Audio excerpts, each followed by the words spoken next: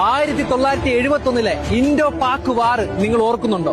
ഒരു മുന്നറിയിപ്പും കൂടാതെ പാകിസ്ഥാൻ മിലിറ്ററി നമ്മുടെ ഇന്ത്യയെ ആക്രമിച്ചു. എന്നിട്ട് മടി പതറാതെ ഇന്ത്യ തിരിച്ച് ഫുൾ ഫോഴ്സിലും പാകിസ്ഥാനെ തിരിച്ചാക്രമിച്ചു. ഇന്ത്യയുടെ തിരിച്ചടി താങ്ങാൻ കഴിയാതെ, ഒറ്റയ്ക്കൊന്ന് പിടിച്ചു നിൽക്കാൻ പോലും കഴിയാതെ പാകിസ്ഥാൻ അന്നത്തെ വൻ ശക്തികളായ അമേരിക്ക, ബ്രിട്ടൻ, ചൈന എന്നിവരുടെ സഹായം തേടുകയാണ്. അങ്ങനെ ഈ 4 കൂട്ടരും ഒരുമിച്ച് നമ്മുടെ ഇന്ത്യയെ ആക്രമിക്കാൻ തുടങ്ങി. ഇന്ത്യയെ യുദ്ധം തോറ്റു കൊടുക്കണമെന്ന ആവശ്യവുമായിട്ട് ബ്രിട്ടനും അമേരിക്കയും ഇന്ത്യൻ കടൽ തീരങ്ങളിലേക്ക് യുദ്ധ കപ്പലുകളുമായി അടുത്തു. ശരിക്കും പറഞ്ഞ ഇന്ത്യക്കെതിരെ ഒരു ലോകത്തിന്റെ പകുതിയോളം യുദ്ധത്തിന് വന്ന സമയങ്ങളായിരുന്നു അത്.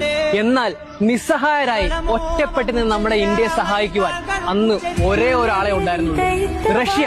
നമ്മുടെ സ്വന്തം റഷ്യ. അന്ന് ഇന്ത്യക്ക് വേണ്ടി ഇന്ത്യയെ ആക്രമിക്കാൻ വന്ന ആ 4 രാജ്യങ്ങളുടെ വിദ്വേഷം റഷ്യ സ്വയമേ ഏറ്റെടുത്ത് ഇന്ത്യയെ സപ്പോർട്ട് ചെയ്യാൻ വന്ന ദിനങ്ങളായിരുന്നു അന്ന്.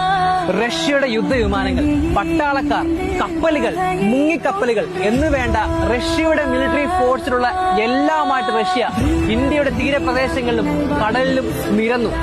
എന്നിട്ട് റഷ്യയുടെ ഒരു പ്രഖ്യാപനമുണ്ട്: ഇനി നിങ്ങൾ ഇന്ത്യയെ ആക്രമിച്ചാൽ അത് റഷ്യയെ ആക്രമിക്കുന്നത് പോലെയാണ്.